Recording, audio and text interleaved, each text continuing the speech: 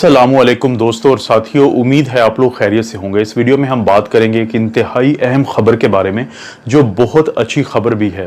और ये खबर आई है चाइना की वैक्सीन के बारे में। जो यूएई है, यूनाइटेड अरब एमिरेट्स या मुत्तहिदा जो अमारात हैं, वहाँ से खबर आई है। आपको पता है कि यूएई वो दुनिया का पहला मुल्क था जो, और दुनिया की ये पहली वैक्सीन थी चाइना की वैक्सीन, जिसको साइनोफार्म जो कंपनी है, उनकी जो गवर्नमेंट की कंपनी है, वो बना रही है या उसने बनाई है। तो ये दुनिया का पहला मुल्क और ये दुनिया की पहली कंपनी थी जो 16 जुलाई 2020 को जो क्लिनिकल फेज 3 के जो ट्रायल्स हैं, इनका आगाज इन्होंने किया था मिलके।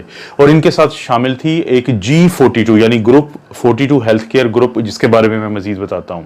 तो इन्होंने जब ये वहां पे इस वैक्सीन के ट्रायल स्टार्ट किए, और आप सब लोगों को पता है दोस्तों कि ये जो ट्रायल्स होते हैं, इसमें एक 0 डे पे इनको वैक्सीन लगाई जाती है और उसके 14 डेज के बाद यानी 14 दिन के बाद इसके एंटीबॉडीज चेक किए जाते हैं।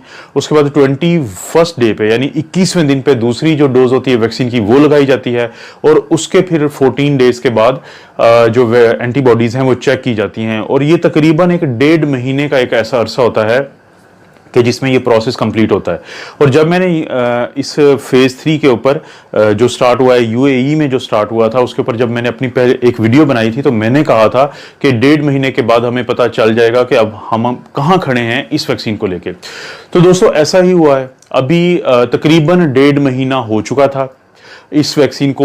वहाँ पे तकरीबन 31,000 लोगों को ये वहाँ पे दी गई है, और जिसके अंदर शामिल हैं 125 मुख्तलिफ जो ममालिक के लोग। क्योंकि आपको मालूम है कि यूएई जो है ये एक मल्टी एथनिक इस वक्त कंट्री है, कि जहाँ पे पूरी दुनिया के जो मुख्तलिफ नस्लों के लोग हैं वो वहाँ पे रहते हैं, मुख्तलिफ नेशनैलिटी या कौमियतों के लोग रहते हैं।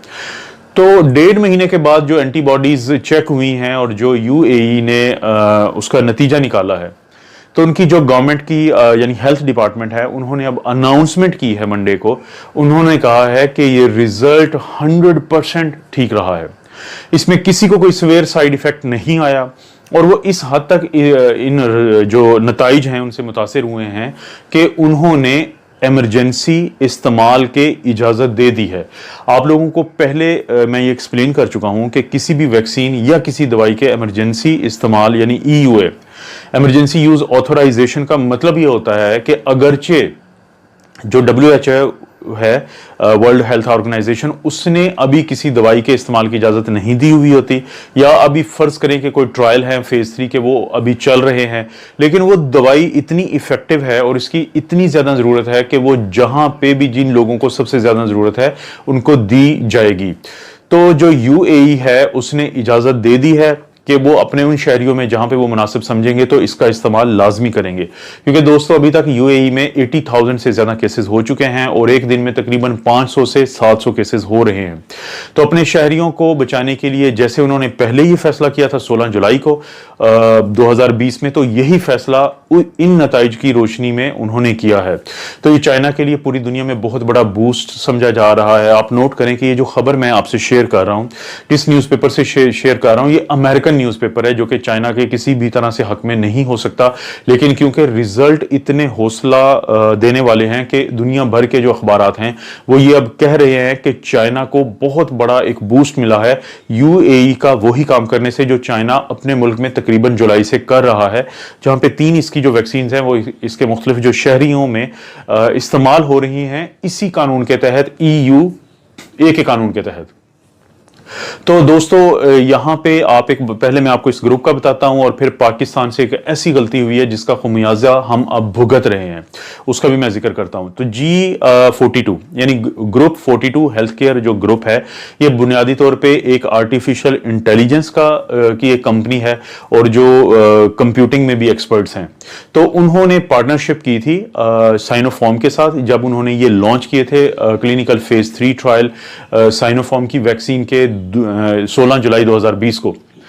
इनको बहुत फायदा हुआ है, इनको साइनोफार्म को ये फायदा हुआ है कि क्योंकि ये बड़ी एक एस्टेब्लिश्ड आर्टिफिशियल इंटेलिजेंस की एक ऐसी कंपनी थी कि जैसे जैसे ये ट्रायल आगे बढ़ते गए हैं तो वैसे वैसे ये जो कंपनी है G42, ये उसका एनालिसिस करती गई है, जो एक्सपर्ट एनालिसिस होता है, दुनिया में सबसे बेहतरीन एनालिसिस समझा जाता है, जिससे उनको इसको एक्सट्रापोलेट करने में या ये असेसमेंट देने में आसानी हुई है कि ये हमारी जो कार्रवाई है ये किस तरफ जा रही है।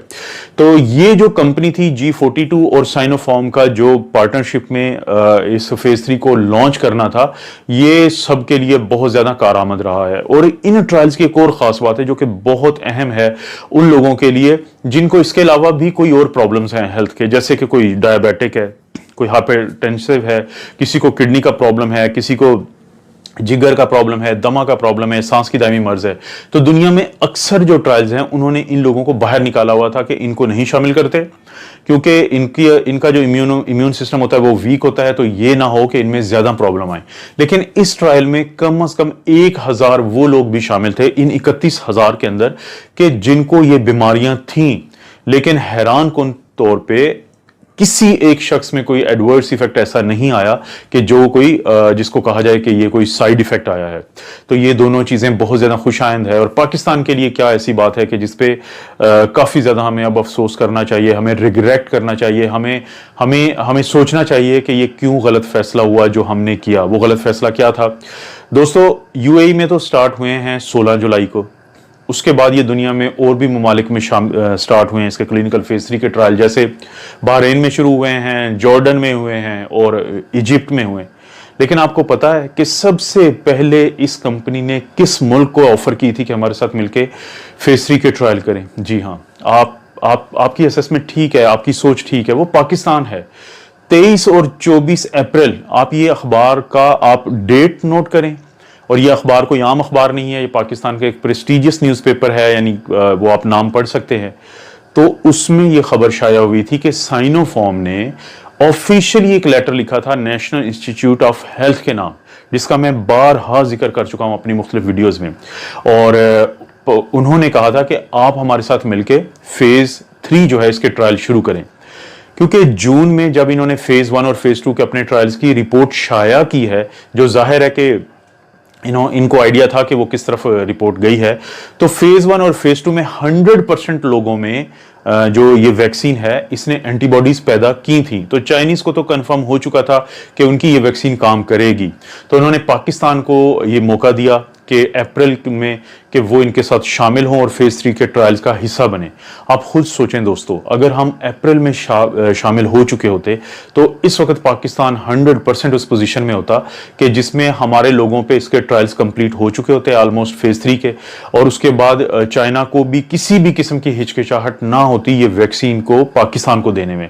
जैसे कि यूएई, जो कि जाहिर एक इंतहाई जिम्मेदार मुल्क है, वो बहुत ज्यादा हंसी खुशी अब चाइना की जो वैक्सीन है वो अपने आम लोगों के इस्तेमाल की इजाजत दे चुका है इस कानून या इस शिक के तहत, जिसको हम EUA या इमरजेंसी यूज ऑथराइजेशन कहते हैं।